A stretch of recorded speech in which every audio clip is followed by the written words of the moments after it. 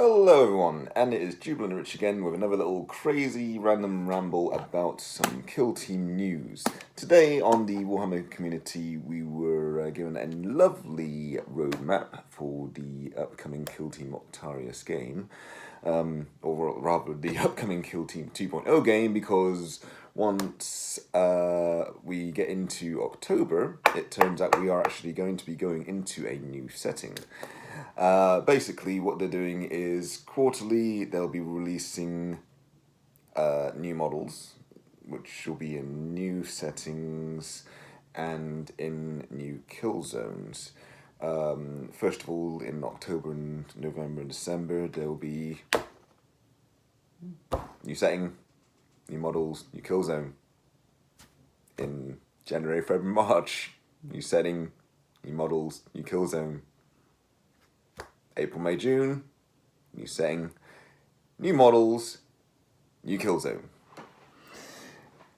However, the new kill zones and settings apparently will be advancing the ongoing narrative in Octarius and elsewhere.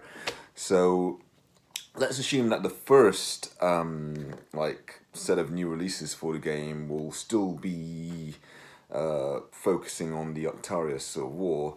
Chances are we might see the bespoke kill teams for either the Genestealer Cultists, I keep going on about that, and or the Tyranids. Whether or not that will be counting as a new setting or not, we don't know, because in the Octarius War at present, the actual war is like spilling out of the sector, because, everything's going out of control. You've got orcs who are constantly multiplying, fighting against Tyranids who are constantly multiplying. So, of course, it's just going to get worse before it gets better. And that'll probably be just, your ideal way of, introducing new Tyranid stuff for the 9th edition, as well, of course, giving Kill Team, the whole Kill Team Octarius thing a bit more of a thematic narrative focus, because right now it's just basically Krieg versus Orcs, which, Octarius is the Orc Empire and everything, but the fact that you've seen my other videos, you know what I'm going to say. Anyway, so yes, basically with the following releases after that, and say the January, April quarter and all that sort of stuff, that could be anything from either new war zones in the 40k setting, or it could even be just going back to ones that we're already aware of. Armageddon hasn't actually been looked at for a relatively long time, now that I think about it, and that was like on par with the whole 13th Black Crusade and how static it was. It was just like, it goes nowhere. But of course, as we saw, the 13th Black Crusade eventually turned into, now the whole galaxy's had a new asshole torn like all the way through it, and everything's awful, the galaxy's split in twain, etc., etc. I doubt that Armageddon will really have that much of a huge impact on the narrative, plus it's orcs again. But I suppose if they wanted to, that would be the ideal time, because it has been hinted at in the fluff, to release, worldier stuff. Because Angron has had his go at Armageddon in the past, and of course that would be the perfect way to introduce him in the big 40k, and of course you get newcomer berserkers rather than the 20-year-old models that we have at present, maybe even over 20 years by this point.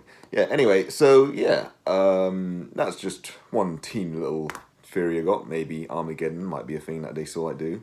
I did initially think that they'd probably do something like the bespoke berserker kill team for Octarius, because in the Octarius fluff, there was a World Eaters Warband which did go into the Octarius sector just to, take skulls and names.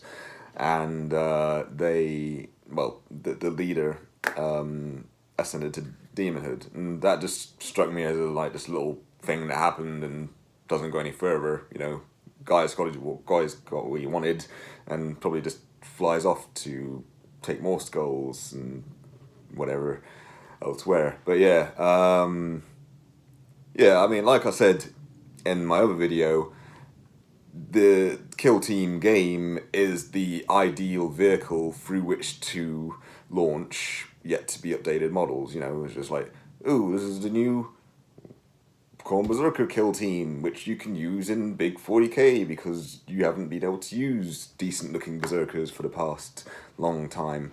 Of course, it won't be the case with every single one of the bespoke kill teams because, like I say, with the Genestealer cult one, it could just be, it could be in addition to a bespoke team for kill team, it could be a new unit for 40k, some sort of saboteur type choice, which could be very, very interesting. At the moment, again, all we've got to go off of is a hand holding a detonator. Don't really know where that could sort of go. There's also been some other interesting tidbits on the Rumour Engine, which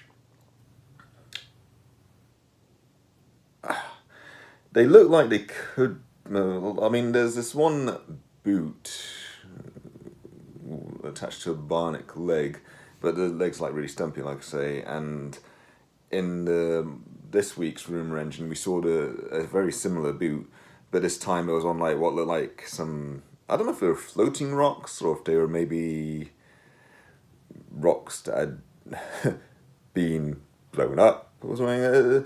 But I don't know whether that's like a squat thing or just because of like, you know, the stumpiness of the legs could be some sort of like third generation neophyte hybrid's legs, Bionic or not, who knows. It's really weird. But yeah, as for the actual roadmap itself, I was initially, I'm not going to lie, a bit bummed out with the, well, lack of information as to what we would be getting.